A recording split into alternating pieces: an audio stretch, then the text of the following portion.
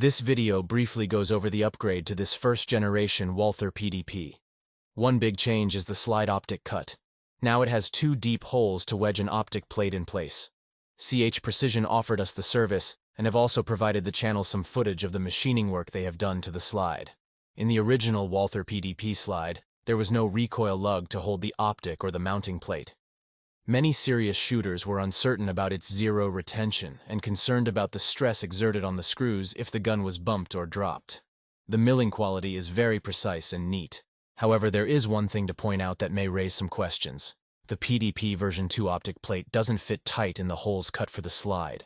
In theory, the plate shouldn't move around with the recoil lugs locking onto the slide. As you can see, the plate can still move around. Moving forward, the M3 screws should be torqued to 10 inch-pounds each, and the optic should be 13 inch-pounds. The entire plate is wedged in the optic cut, so the plate mounts onto the slide and the optic mounts on the plate. If you want to mount other red dot sights, please visit the links below.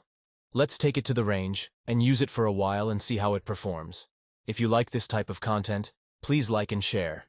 And watch this playlist next.